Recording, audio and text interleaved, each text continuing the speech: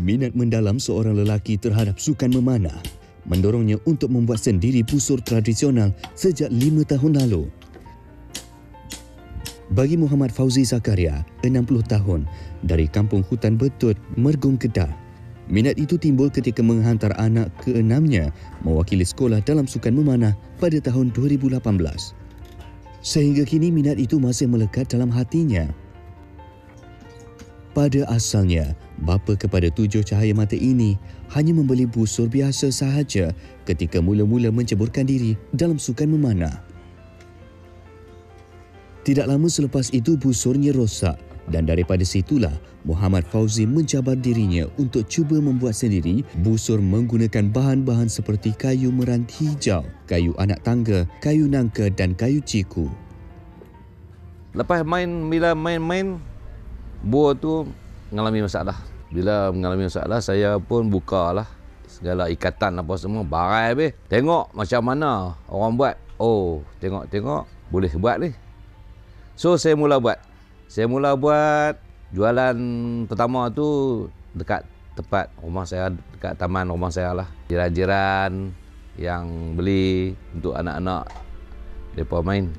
Bila buat, kita upgrade sikit-sikit daripada flat bow kepada bending. Lah ni saya buat bow macam ni. Bending bow, insert handle,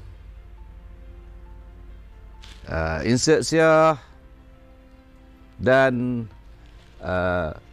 bending lah. Berbekalkan semangat ingin mencuba dan tidak putus asa, Fauzi mengambil masa hampir 3 bulan untuk mendapatkan hasil busur yang terbaik. Usaha yang berterusan kini menampakkan hasilnya apabila busur kerja tangannya mula mendapat sambutan. Ketelitian ketika proses pembuatan dan pemilihan kayu yang berkualiti amatlah penting agar busur boleh dilentur dan tidak mudah patah. Ketebalan epoxy fiber akan menentukan daya tarikan sebelum dipotong menggunakan teknik belahan bagi mendapatkan lengkungan sesebuah busur agar anak panah dapat dilepaskan dengan laju.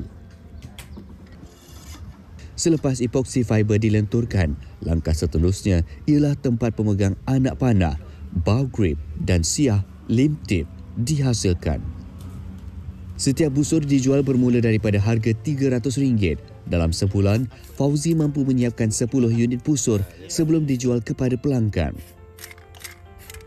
Part yang paling susah bagi saya masalah bending ni. Masalah bending ni, nak bending menggam ni. Kadang gam tak masuk. Bila gam masuk tak rata, dia nak jadi apa? Dia tak balance. Dia jadi tak balance macam ni. Dia tak straight.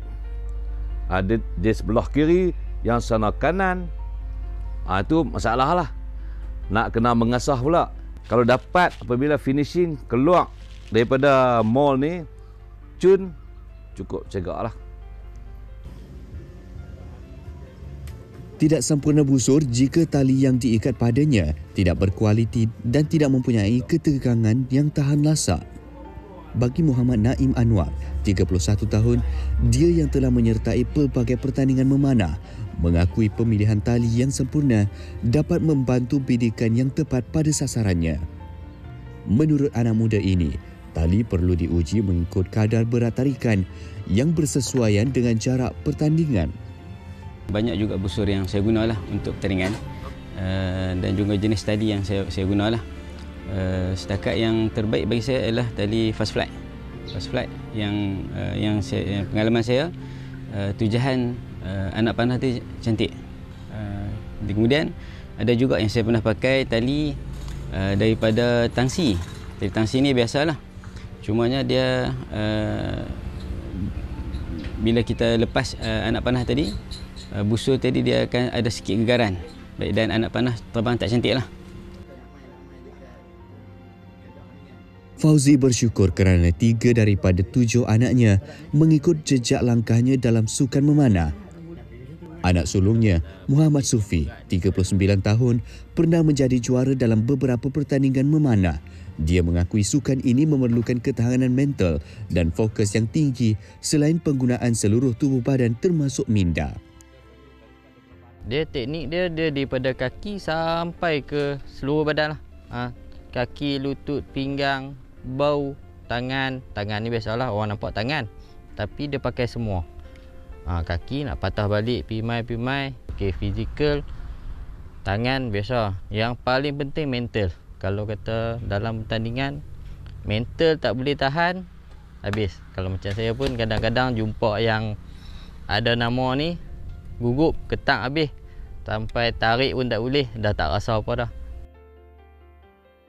Bagi Fauzi, Khalifah adalah nama busur yang terbaik dihasilkannya pada 2022. Seberat 15 kg, busur ini pernah digunakan ketika mendapat kedudukan 10 terbaik dalam pertandingan dan disimpan olehnya sehingga kini.